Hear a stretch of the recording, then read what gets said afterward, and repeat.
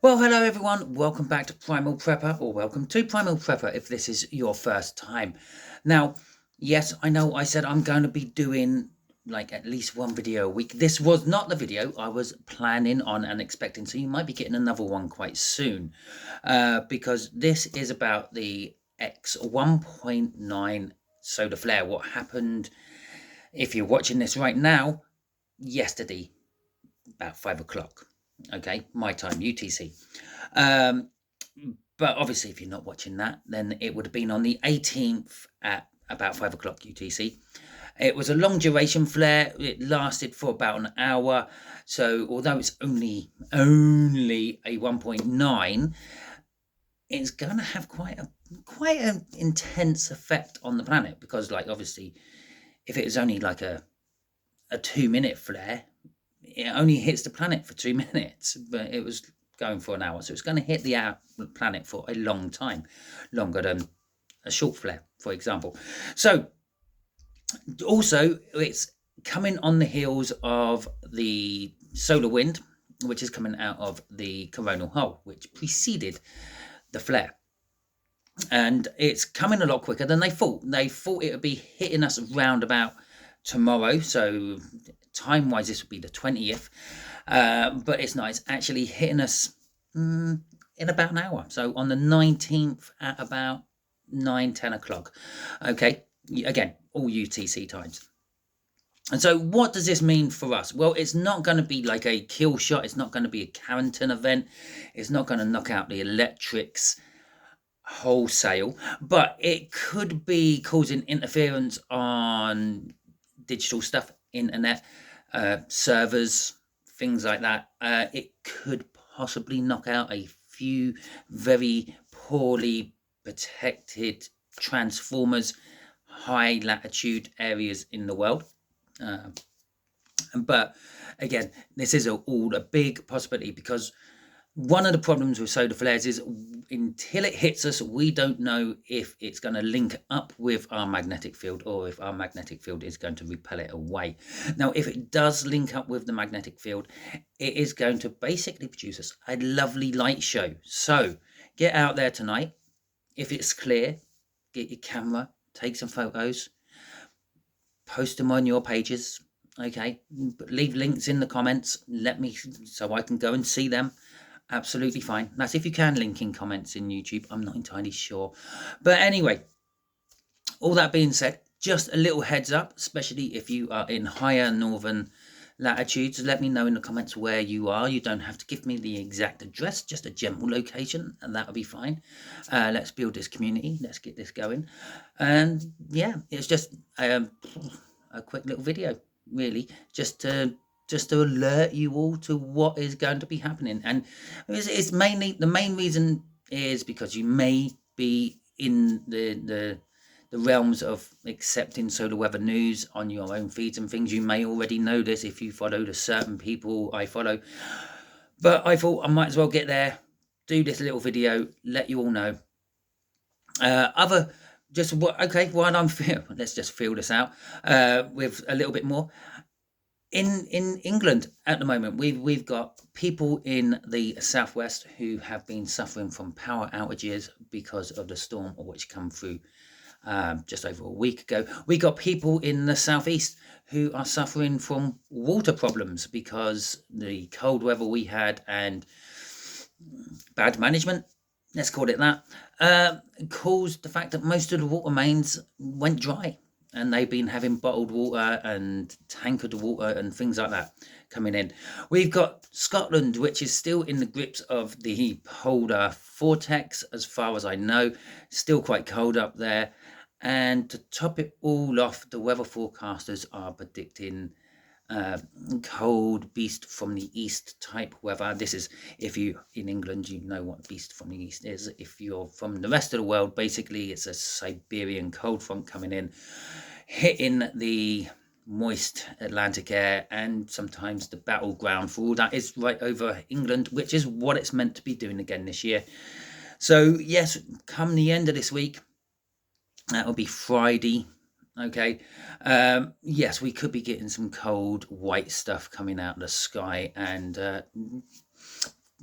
laying quite thick in certain areas. So all that taken into account, at least if you are not prepared or you have not got yourself fully prepared yet, make sure you got your water bottles filled up. Pipes may freeze, water may stop. It's that simple. Make sure you've got quick, easy foods to eat. Yes, tinned foods are lovely when they're warmed up, but they are also edible cold. All you need is a tin opener. So get yourself out to the shop while you can. Stock up on your tinned foods. Stock up on water if you are buying bottled water. If you're not buying bottled water, fill up your, I don't know, cans, bottles, whatever you have laying around. I tend to keep a few plastic bottles from various different sources. Some are from my own sources, some are from other people I work with, and they have plenty of water, and I just refill those bottles with the tap water, because I'm not into the conspiracies here. Okay, yes, there could be all sorts of things in that tap water, but it's deemed safe to drink, so why not drink it while it's there? Let's face it, it's going to be a lot safer than melting snow. So all that being said, hope you are having a wonderful time. Let me know what the weather conditions are like where you are. I believe over in America you are having a big Arctic snow bomb coming in. That will be fun. Last time this happened, it killed people. Remember, lots of people will die from hypothermia in their own house. They don't realize they're getting too cold. It's really strange. I'm saying all that. I'm actually starting to feel like I need a shiver. I might have to put my heating up. And carbon monoxide.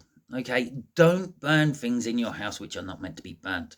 If you don't have an open fire, don't think you can have timber burning, coal burning in your house. Don't use your gas stove as a heater unless, of course, you've got good ventilation and a good oxygen source in that particular room. Just, if you have to, just crack a window. Try to concentrate on keeping a warm room. Okay, just one room in the house you keep extra warm. Jack the radiators up there. Try to block off all the drafts and things coming through your windows and your doors. If you have a family, all snuggle together under a blanket, use your combined body warmth to keep yourself warm, keep yourself. Check in on your neighbours. Remember, prepping is all about community as well. Checking on your neighbours, make sure they're okay, make sure they're safe. Unfortunately, I won't be able to do that much this week because I'm working away as of tomorrow. So, but obviously, if you're not, see if they're okay, see if they need anything. If the power goes out and you've got a gas burner, maybe they need some hot water. Take a flask of hot water around to them. Maybe they'll just appreciate a hot chocolate and a chat. Okay, why is community so important about prepping? Yes, the lone wolf sounds wonderful. I'm going to live in a log cabin all by myself, or just me and my family. Yes, how long is your genes going to last doing that? Remember, the scientific reason we are all alive is to pass our genes on to the next generation. It's how we live eternally. Well, you've done that if you've got a family. Now, where are they going to pass their genes on to? Their brothers, sisters, mum, dad? Okay, so yeah, you need a community. You need a group of people. There's lots of different channels out there what tell you lots of different numbers, but let's face it, you need a reasonably good number to make sure that you keep the gene pool pretty diverse. Okay, let's just say 50. Yeah, concentrate on that. Try to get a community of 50 around you, or maybe even 50 families. That makes it, what, about 200.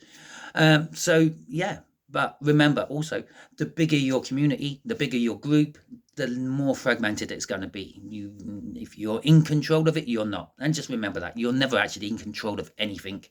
It's one of the biggest flaws of humanity, thinking we are in control of things when we are not. So anyway, all that's a little added bonus. Some of that I might repeat. One of my other videos I am working on, which you might be seeing later on in this week, is about this cold spell coming in. And one of the other videos I'm working on is prophecies. Okay, in particular, the Simpsons prophecies. Now, I've got quite an interesting take on that. Yeah, they got some things right. They got some things right, but apparently they have actually predicted the next 6 months of America, the first 6 months of 2026, and how things are going. And little spoiler, January looks like it's hitting the mark. Okay, which means February, May, March, April, June. Yeah, I know that's not the right order, but hey ho. Well, wait and see. Wait and see. So anyway, all that being said, I hope you enjoyed the video. Hit the thumbs up on your way out. Drop in any comments you want. Let me know about the weather in your area. Let me know if it's cold. Let me know if it's hot. Let me know if it's flooding. Let me know if there's earthquakes. Let me know if there's volcanoes. Let me know what you're planning on planting this year in your gardens. Let me know anything you want, which you deem is around prepping. And remember, prepping isn't all about doomsday, the end of the world. Prime example, I went away last week. I was working away again last week, and I had card issues. And luckily, I had my prepping money on me at the time, or accessible to me at the time. It wasn't. It was, obviously, I don't want to be telling everyone where my money is kept or anything like that. But yes, I had my cash, my cold, hard cash. And, well, that bailed me out for a week because my card was playing up. So, and again, we're not talking about how my card was playing up either, but it was. And it was, yeah, not helpful. And that is something else. Let's get back to where we started with the solar storm. Get some cash out now. Because if the banking systems go down, you're screwed. Okay, that little bit of plastic, don't buy you anything if the computer says no. Computer can say no for various different reasons, as I found out. And yeah, have some cash, small notes, small denominations. Yeah, no one's going to want to give you £19 worth of change because you're buying a £1 bottle of water. Okay, with a 20 or 50 or 100 if you have them in your country. And so yes, remember, go for the small as well as the big. It all helps.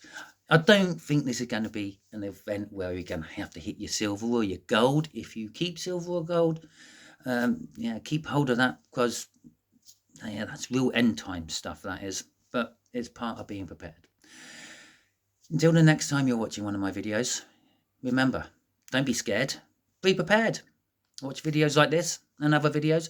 Where I got my solar information from is Weather Spaceman. You can find him on YouTube. You can find him on X. Okay. Go and enjoy.